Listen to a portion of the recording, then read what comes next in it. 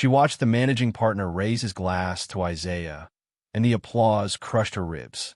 Laurel grabbed the table edge, knuckles white, because 200 people were standing for her driver, the man she'd invited to prove a point, and the words Tremaine Scholarship Fund echoed through the ballroom while Bethany and Roxanne stared with their mouths open. She couldn't breathe, couldn't look at Isaiah, could only hear her heartbeat as she realized the man she'd pitted for 6 months had done more for this city than anyone in this room. And he let her bring him here, knowing exactly what she was about to lose. Before we continue, if you love stories with real twists, emotional drama, and heartfelt moments, then please like and subscribe to stay updated and also to help push this channel to more viewers. And comment where you're watching from. 6 months earlier, Laurel hired Isaiah because the agency said he was quiet and knew the city. She needed someone to drive her to Pilates, to brunch, to the boutiques on Peachtree, where she bought dresses she wore once.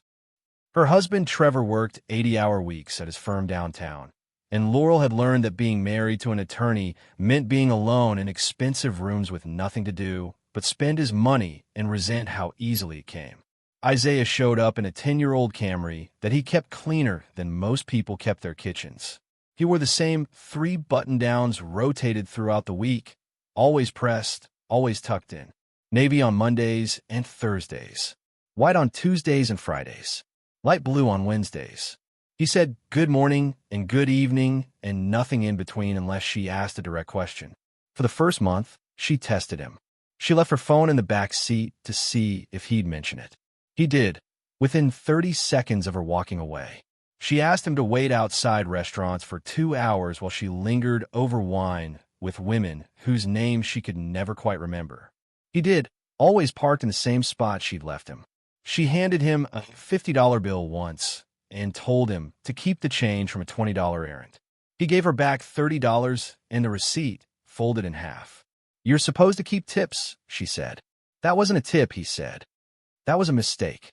She started watching him differently after that. The way he adjusted the rearview mirror before every drive, 3 small movements, always the same angle. The way he checked her seatbelt without asking, just a glance in the mirror to confirm. The way he kept mints in the cup holder because she'd mentioned once, in passing, that she hated the taste of her green juice. Small things. Forgettable things. Things Trevor hadn't noticed about her in 3 years of marriage. One Tuesday in April, she asked Isaiah where he lived. He said Bankhead. She asked if he liked it. He said it was home. She asked what he did before driving. He said he taught high school English for 6 years before the district cut his position. She asked why he didn't find another teaching job. He looked at her in the rearview mirror for the first time in 2 months. "Applications cost money," he said. "Certifications expire. Life doesn't pause while you figure things out." His voice had changed when he said it. Something harder underneath the usual politeness. She looked out the window and didn't ask him anything personal again for 3 weeks. Laurel's friends met every Thursday at a place called Gather, where they served $15 lattes and played acoustic covers of Fleetwood Mac through speakers disguised as succulents. The women, Bethany, Claire, Roxanne, had known each other since their husbands joined the same firm, and their friendship was built on the shared understanding that complaining about wealth was the only acceptable way to acknowledge it. "Mine still doesn't know how to load the dishwasher," Bethany said, scrolling through her phone. She never looked up when she talked. "Mine thinks grocery shopping means stopping at Whole Foods for a rotisserie chicken," Claire added, stirring her matcha with a tiny wooden spoon that came with the drink. "At least yours goes to the store," Roxanne said. "Mine just adds things to the Instacart order and acts like he contributed." They all laughed. Laurel usually stayed quiet during these sessions, stirring her oat milk latte and nodding at the right moments. She'd learned early that participating required a specific balance. Complain enough to seem relatable, but not so much that you seemed ungrateful. It was a performance she'd never quite mastered. That Thursday, Roxanne looked up from her scone and said, "What about you, Laurel? What's your help situation?" "My help situation? Your driver. The one who's always waiting outside in that sad little Camry. Does he ever talk, or is he one of those silent types?" Something in the way Roxanne said it, like Isaiah was a fixture a curiosity, something to discuss between bites of pastry, made Laurel's face go hot. He's professional, Laurel said. Professional, Roxanne repeated, smiling. That's one word for it. What's another word? Laurel asked. Roxanne shrugged. I don't know. Sad? Defeated? He has that look, you know, like life happened to him, and he's still trying to figure out why. Bethany laughed again. Claire didn't, but she didn't disagree either. Laurel felt something shift in her stomach, something defensive and uncomfortable that she couldn't name. He's a good driver, Laurel said. I'm sure he is, Roxanne said. I'm just saying there's a story there. Nobody takes that job unless something went sideways. The conversation moved on to someone's new personal trainer and whether Botox was worth it after 40.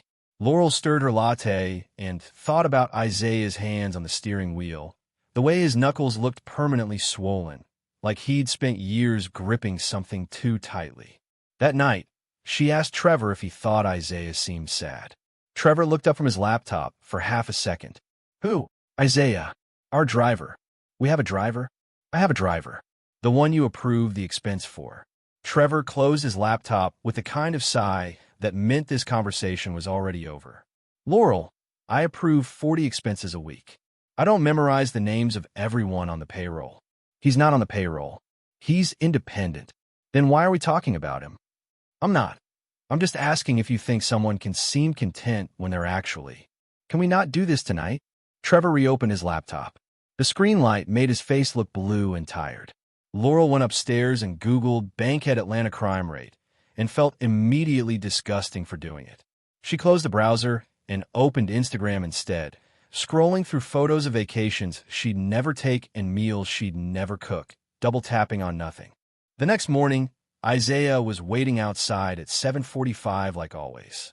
She got in the back seat and noticed he'd cleaned the interior again. It smelled like lemon pledge and something else, something fainter. Incense maybe, or candle wax. Morning, he said. Morning. They drove to her Pilates studio in silence. She watched him in the rearview mirror when he wasn't looking. He had a small scar above his left eyebrow that she'd never noticed before. His wedding ring was scratched along the band, worn down in a way that suggested years of wearing it. She wondered if he was married. She wondered why she'd never asked. Isaiah, she said as they pulled up to the studio. Yes. Do you have kids? He turned around in his seat, actually turned around to look at her directly. No, he said. Why? Just curious. You've never been curious before. That's not true. It is actually, he said it without malice, just stated it like a fact. Laurel felt her face flush again. She grabbed her yoga mat from the seat beside her and got out without saying anything else. The class was 90 minutes of controlled breathing and muscle tremors. Halfway through, while she was holding a plank, the instructor, a woman named Ashley who spoke in the cadence of a meditation app, walked over and adjusted Laurel's form. You're tensing your shoulders, Ashley said softly. Let them drop. Release what you're holding. Laurel tried. Her shoulders stayed exactly where they were. After class, she sat in the lobby for 20 minutes before going outside. Isaiah was parked in his usual spot, windows down, listening to NPR. She got in, and he turned the radio off immediately. Where to, he asked. Home, I guess. He pulled out into traffic.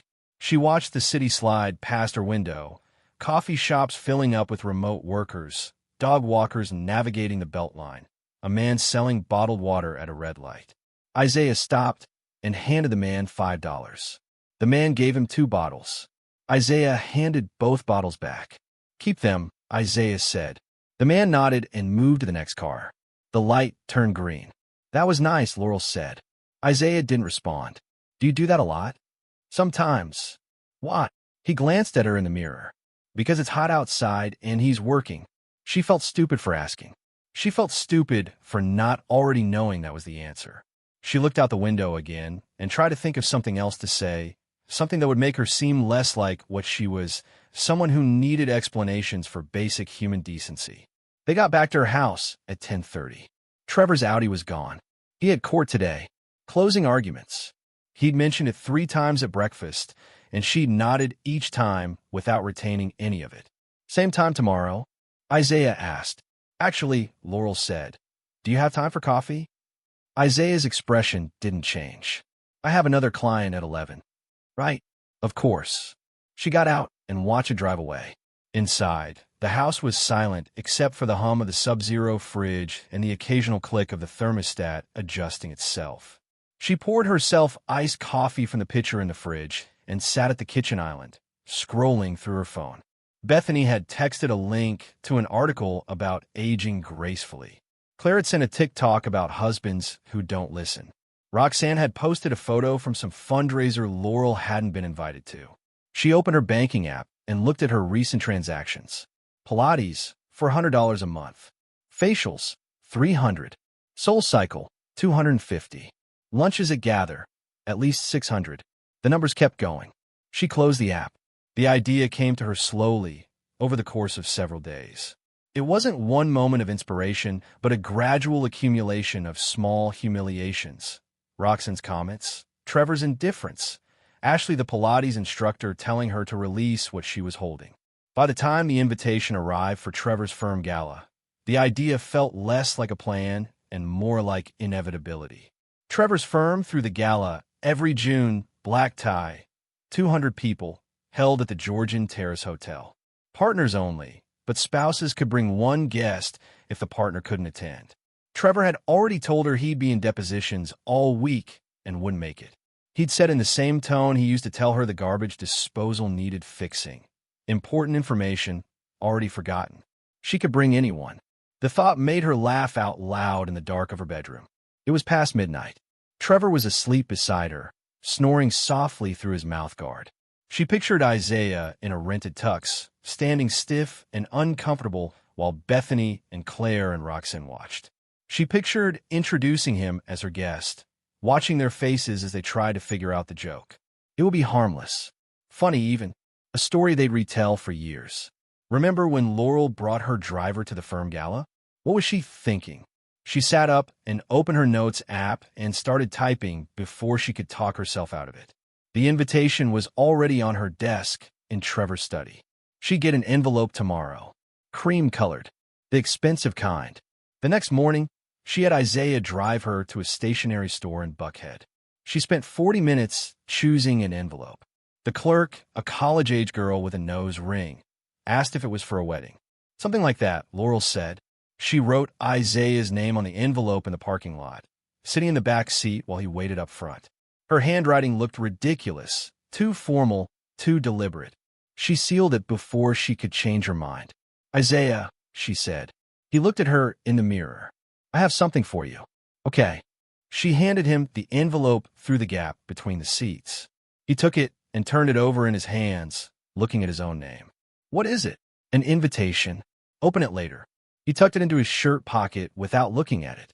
She waited for him to ask questions. What kind of invitation? Why him? What was she thinking? But he didn't. He just started the car and asked if she wanted the air on or the windows down. Air, she said, and watched the back of his head the entire drive home. She didn't hear from him for 5 days. On the 6th day, sitting in her dermatologist's office waiting for a consultation she didn't need, her phone buzzed. A text from Isaiah.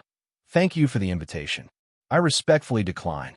She stared at the message until her name was called. The dermatologist asked what she wanted to address today. Laurel said she wasn't sure anymore. The dermatologist recommended a chemical peel anyway. Laurel nodded and scheduled an appointment she wouldn't keep. In the parking lot, she typed and deleted 4 different responses before finally sending. It's just one evening. You'd be doing me a favor. His response came an hour later. I don't think that's true. She didn't text back. Instead, she called him. He answered on the 3rd ring. Laurel, why won't you come? Silence. Then, you know why. I really don't. Yes, you do. She heard something in the background, a television, maybe, or a radio, playing gospel music. She pictured him in a small apartment with furniture that didn't match, standing near a window with bars on it, holding a phone he probably bought refurbished. I'm not trying to embarrass you, she said. I know what you're trying to do, he said quietly. And I'm telling you it won't work. What won't work? But he'd already hung up. She sat in her car for 20 minutes, engine off, hands on the wheel. A parking attendant knocked on her window and asked if she was okay. She said yes and drove home. Trevor was in the kitchen when she got there, eating leftover Thai food straight from the container. He asked how her appointment went. She said fine. He asked if she'd picked up his dry cleaning. She said no. He set down his fork with the kind of precision that meant he was annoyed, but wouldn't say it. I have that mediation tomorrow, he said. I need the gray suit. I'll get it in the morning. You said that yesterday. Then I'll get it tonight. She grabbed her purse and walked back out to her car. The dry cleaner was 15 minutes away. She sat in the parking lot for 10 minutes before going in. Trevor's suits were ready, hanging in plastic that crinkled when she carried them. The clerk asked if she wanted anything else. Laurel said no and noticed her own reflection in the window behind the counter. Tired, drawn, older than 36 had any right to look. She told herself she'd drop it. The invitation, the gala, the stupid idea that it seemed funny at midnight and humiliating in daylight. But the following Thursday at Gather, Roxanne brought it up again. So, did you ever figure out what's wrong with your driver? Nothing's wrong with him. Oh, come on. Nobody takes that job unless something went sideways. What's his story?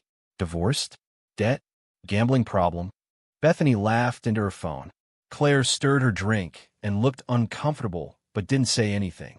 Laurel set her cup down harder than she meant to. He was a teacher. Was. Budget cuts.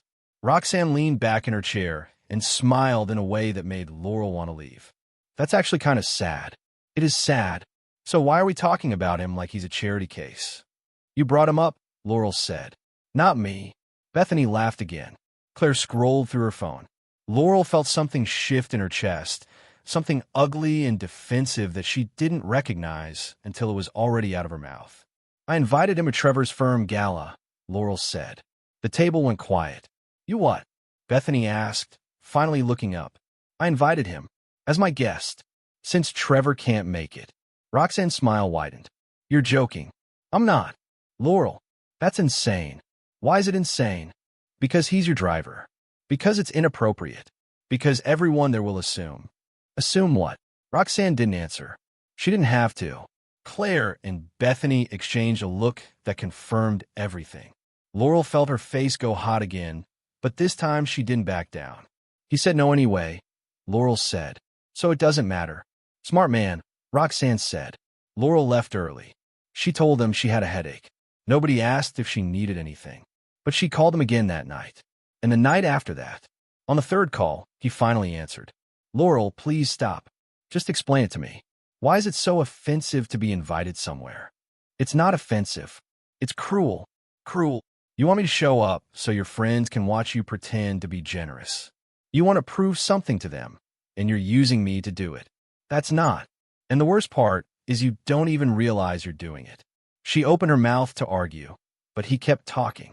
You've been driving around with me for 6 months, and you don't know anything about me. Not really. You know I was a teacher. You know I live in Bankhead. You know I keep mints in the cup holder. But you don't know why I drive, or what I do when I'm not driving you, or what I actually care about. You just decided who I am based on my car and my job, and now you want to parade me around like proof that you're not like your friends. I never said. You didn't have to. The line went quiet. Laurel could hear her own breathing, shallow and fast. I should go, Isaiah said. Wait. But he'd already hung up. She didn't call him again after that. But she also didn't throw away the invitation.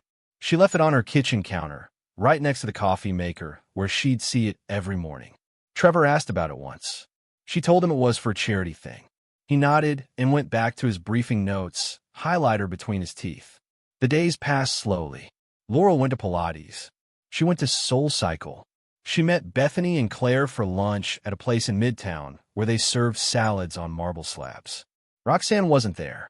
Bethany said she was in Charleston for the week. Laurel nodded and picked at her arugula. Are you okay? Claire asked. I'm fine. You seem different. Different how? Claire shrugged. I don't know. Distracted, maybe. Laurel wanted to tell her that she'd been distracted for 3 years, that her entire life was distraction, that she spent 14 hours a day distracting herself from the fact that nothing she did mattered and nobody actually cared. Instead, she said she hadn't been sleeping well. You should try melatonin, Bethany said. The gummies, not the pills. They taste like strawberries. I'll try that, Laurel said. She didn't try that. The day before the gala, Isaiah texted her, "What time should I pick you up?" She stared at the message for 10 full minutes before responding. "You don't have to do this." His response was immediate. 6:30? Yes. Thank you. Don't thank me yet. She didn't know what that meant. She tried to call him to ask, but he didn't answer. She left a voicemail saying she was sorry, that he really didn't have to come, that she'd understand if he changed his mind. He didn't call back. That night, she couldn't sleep. Trevor was beside her, snoring through his mouthguard, one arm thrown across the pillow above his head. She watched the ceiling fan spin and tried to imagine how the next evening would go. Best case, Isaiah would show up, they'd make it through dinner, and it would be awkward but forgettable. Worst case, he wouldn't show up at all, and she'd have to explain his absence to Bethany and Claire and Roxanne, who would smile and nod and know exactly what had happened. She got up at 4 in the morning and made coffee. Her hands were shaking so badly she spilled grounds all over the counter. She cleaned them up with a paper towel and stood at the sink, watching the sky turn from black to gray to the pale pink of early summer. Isaiah arrived at 6:28 in a tuxedo that fit him better than any suit Trevor owned. It wasn't rented. The fabric was old but well-maintained, probably something he'd bought years ago for a wedding or a funeral and kept preserved in the back of a closet. His shoes were shined. His tie was perfect. He looked like someone she didn't recognize, and the dissonance of it. Isaiah, her quiet driver, standing on her front porch in black tie, made her realize she'd never actually looked at his face before. Not really. "You look nice," she said. "So do you." They drove in silence. She kept waiting for him to explain the text, the warning, the cryptic response that had kept her awake the night before. But he just drove, hands steady on the wheel, eyes on the road, as calm as he'd been every other day for the past 6 months. She noticed he was wearing cologne. Something subtle. Cedar, maybe, or sandalwood. "Isaiah," she said. "Yes. Why did you change your mind?" He glanced at her in the mirror. "Because you needed to see something." "See what?" "You'll know when it happens." The Georgian terrace was lit up like a cathedral, valets running back and forth, women in gowns stepping carefully over cobblestones in heels that cost more than Isaiah's car. Laurel felt a spike of anxiety as they pulled up, but Isaiah just handed his keys to the valet like he'd done it 1,000 times and offered her his arm. "Ready?" he asked. "Are you?" He smiled. It was the first time she'd seen him smile. "No." They walked in together. The ballroom was massive, chandeliers dripping crystal, tables set with white orchids and gold-rimmed chargers. A jazz quartet played near the bar.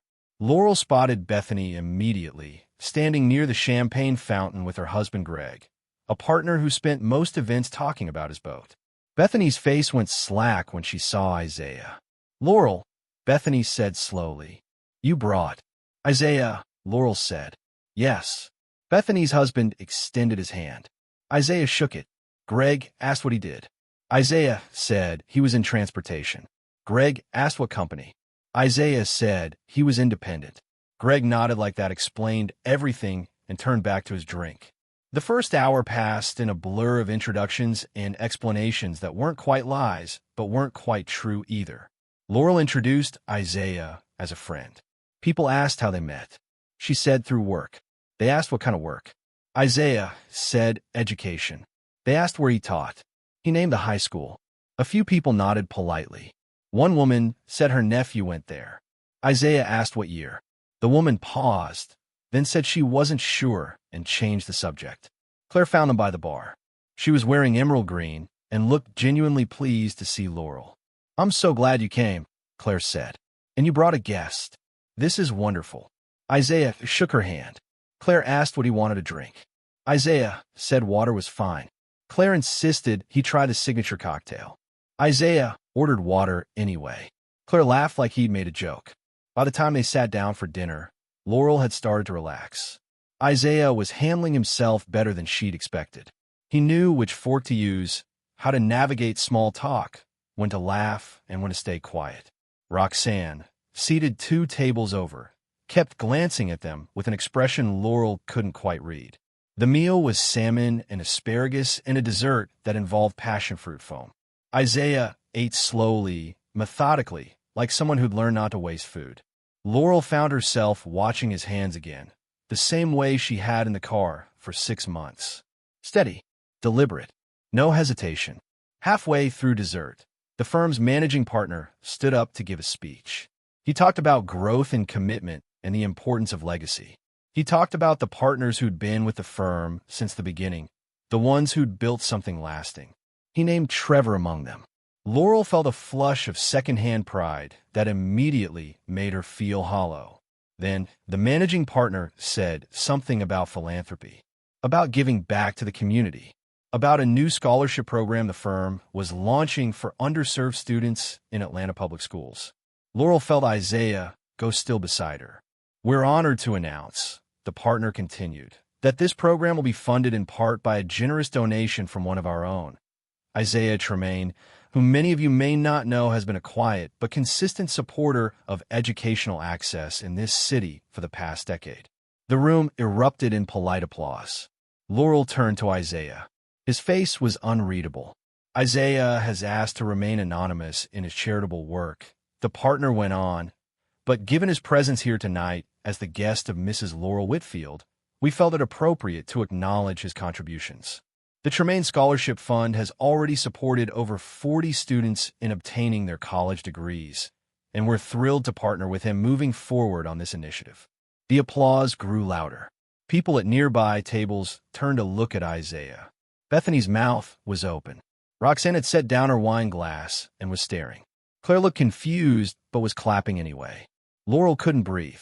The managing partner raised his glass. "To Isaiah Tremaine, educator, philanthropist, and a testament to what quiet generosity looks like." Isaiah stood. He nodded once to the partner, then sat back down. The applause faded.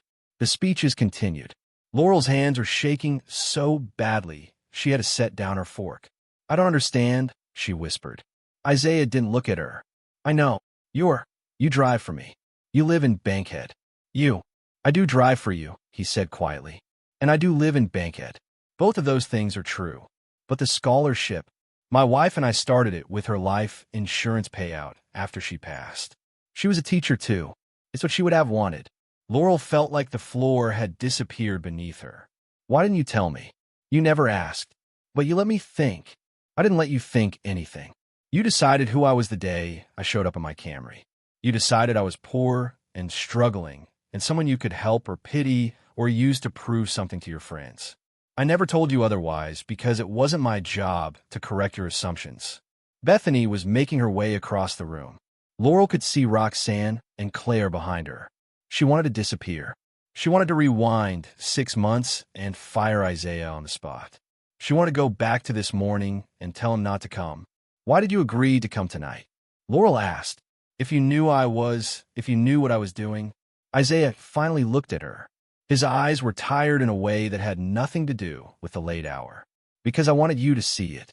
I wanted you to sit here and realize that the person you've been treating like a charity case for half a year has done more for this city than you'll do in your entire life. I wanted you to feel exactly what you're feeling right now." Bethany arrived at the table. "Laurel, I had no idea." "Neither did I," Laurel said. Isaiah stood. "I should go. Thank you for the invitation." He walked out before she could respond. Bethany and Claire and Roxanne stood there, staring at Laurel like she'd just confessed to a crime. The managing partner was still talking, something about next quarter's projections, but Laurel couldn't hear anything except the sound of her own heartbeat. She grabbed her purse and followed Isaiah out. He was standing on the steps outside, hands in his pockets, looking at the Atlanta skyline. The city lights made everything look softer than it was. She stopped a few feet behind him. "I'm sorry," she said. "I know. I didn't mean to." "Yes, you did." He turned around. "You absolutely meant to. You meant to bring me here and show me off like some kind of project. You meant to make yourself feel better about your boring life and your empty marriage by pretending to be generous. And the saddest part is you actually thought it was kindness." Laurel felt tears on her face, but didn't wipe them away. "What do you want me to say?" "Nothing. I don't want anything from you." He started down the steps, then paused. "Actually, that's not true. I want you to stop calling me. I want you to find another driver. And I want you to ask yourself why you needed this to happen before you could see me as a person. He walked to the valet stand and handed over his ticket. Laurel stood on the steps and watched him drive away in his 10-year-old Camry, and she knew with absolute certainty that he would never speak to her again. She went back inside. The gala was still going. People were dancing now, the jazz quartet replaced by a DJ playing something upbeat and forgettable. Bethany found her near the bar. "Are you okay?" "I'm fine." "Laurel, none of us knew." "I know." "Did you really not know?" "About the scholarship fund." Laurel ordered a vodka soda and didn't answer. The bartender made it strong. Bethany lingered for another minute, then drifted away when someone called her name. Roxanne didn't approach her at all. Claire waved from across the room, but didn't come over. By 11, Laurel was sitting alone at an empty table, watching couples dance and wondering if Trevor would even ask how the evening went. She took an Uber home. The driver was a woman in her 50s who asked if she'd had a good night. Laurel said yes. The woman said that was good, that she'd been driving for 6 hours and everyone seemed happy tonight. Laurel wanted to ask her why she drove, what had brought her here, if she was okay. Instead, she just said thank you and tipped 40%. Trevor was still awake, working in his study with the door half open. She stood in the doorway until he noticed her. "How was it?" he asked. "Fine." "Meet anyone interesting?" She thought about Isaiah signing the check. She thought about his wife's life insurance money funding scholarships while she spent $500 a month on Pilates. She thought about the way he'd looked at her on those steps, not angry, just tired. "No," she said. "Nobody interesting." Trevor nodded and went back to his laptop. Laurel went upstairs and took off her dress and sat on the edge of the bed in her slip, staring at her phone. She wanted to text Isaiah. She wanted to apologize again, better this time, more sincerely. She wanted to explain that she wasn't a bad person, that she'd just been thoughtless, that she could do better. But he'd been clear. He didn't want to hear from her. And the truth was, he was right. She had used him. She had brought him to that gala knowing exactly what she was doing, even if she hadn't admitted it to herself. She had wanted her friends to see her with someone unexpected. She had wanted to feel interesting. She had wanted, for one night, to be the kind of person who didn't need a driver because she had somewhere important to be. She deleted his contact from her phone. Then she deleted it from her recent calls. Then she went into her banking app and set up a monthly donation to the Tremaine Scholarship Fund. $500. The same amount she spent on Pilates. It wasn't enough. She knew it wasn't enough, but it was something. The next morning, she called the agency and requested a new driver. They asked why. She said personal reasons. They said Isaiah had already called to terminate the contract. She thanked them and hung up. Trevor came downstairs around 9, already dressed for the office. "Did you hear back about the driver?" "He quit." "What?" "I don't know." Trevor poured himself coffee and scrolled through his phone. "Well, get a new one. You can't be stuck at home all week." "I'm not stuck. You know what I mean." She didn't respond. Trevor kissed her forehead on his way out the door, the same way he always did, and she stood in the kitchen long after he was gone, staring at the cream-colored invitation still sitting next to the coffee maker. She threw it away. Thursday came, and she didn't go to gather. Bethany texted asking if everything was okay. Laurel said she had a headache. Bethany sent back a string of concerned emojis and a recommendation for an acupuncturist in Buckhead. Laurel didn't respond. Friday, she drove herself to the grocery store. It took her 20 minutes to remember where she'd parked. She bought vegetables she didn't know how to prepare and a cookbook she'd never opened. The checkout clerk asked if she'd found everything she needed. Laurel said yes and realized she couldn't remember the last time someone had asked her that. By Monday, she still hadn't hired a new driver. She told herself she was too busy. She told herself she'd get to it eventually. She told herself a lot of things that week, and none of them were true. The truth was simpler and worse. She didn't want another driver. She didn't want someone new sitting in the front seat, adjusting the rearview mirror, keeping mints in the cup holder. She didn't want to learn someone else's patterns or pretend she cared about their life or spend months building up the same hollow familiarity she'd built with Isaiah. What she wanted was to go back to that Tuesday in April when she'd asked him where he lived. She wanted to rewind and listen differently. She wanted to ask better questions. She wanted to see him the way he deserved to be seen from the beginning. But she couldn't. And even if she could, it wouldn't matter. Because Isaiah had been right about everything, and they both knew it. 3 weeks after the gala, she saw his Camry parked outside a Kroger on Ponce de Leon. She slowed down, looked for him in the parking lot, thought about waiting to see if he came out. Then she kept driving. Some apologies don't fix anything. Some people leave, and you just have to let them. Trevor noticed she'd been driving herself and asked if she was trying to save money. She said no. He asked if she was making a point. She said no again. He stopped asking. The donation to the Tremaine Scholarship Fund cleared every month. She never mentioned it to anyone. She never asked for updates or confirmation or acknowledgement. She just sent the money and tried not to think about how little it meant. Summer turned to fall. Bethany invited her to gather. Laurel went once, sat quietly through an hour of complaints about contractors and personal trainers and pool maintenance, then said she had somewhere to be. She didn't. She just drove around Midtown for 40 minutes before going home. Claire asked if she and Trevor were okay. Laurel said they were fine. Claire said she seemed different. Laurel didn't ask how. One Saturday in October, she drove past the high school where Isaiah used to teach. It was a football game day, cars packed into the lot, kids in jerseys running toward the field. She pulled over and watched for a while. She didn't see him. She didn't expect to. What she saw instead was her own reflection in the rearview mirror, older than she remembered, tired in a way that had nothing to do with sleep. The kind of tired that comes from realizing you've been cruel without meaning to be, and that intention doesn't erase impact. She adjusted the mirror, checked her seatbelt, drove home. The house was empty when she got there. Trevor had mentioned something about a work dinner. She couldn't remember if she'd acknowledged it.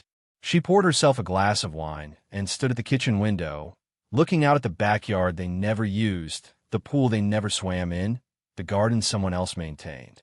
Her phone buzzed. A notification from the scholarship fund. They were hosting a dinner in December for donors. She was invited to attend. There would be remarks from scholarship recipients, an opportunity to see the impact of her contribution. She deleted the notification. Some distances don't close. Some mistakes don't get fixed. You just carry them forward and try to be different with the next person. She never saw Isaiah again. Years later, she'd still think about him sometimes. In traffic, mostly, or when she passed someone waiting at a bus stop, or when Trevor complained about the service at a restaurant and she wondered if the server was working 3 jobs to pay for certifications that expired. Small moments. Forgettable moments. The kind that stick because they remind you of who you used to be and who you failed to see. She got better at looking. Not perfect, not even good most days, but better. It wasn't redemption. It wasn't closure. It was just the small, quiet work of learning to see people instead of stories, faces instead of assumptions, lives instead of conclusions. And sometimes, late at night, when Trevor was asleep and the house was silent, she'd sit in her car in the driveway with the engine off, hands on the wheel, and she'd adjust the rearview mirror the way Isaiah used to. Every time, before every drive, a habit she'd stolen from someone who never owed her anything. The only thing he'd left behind.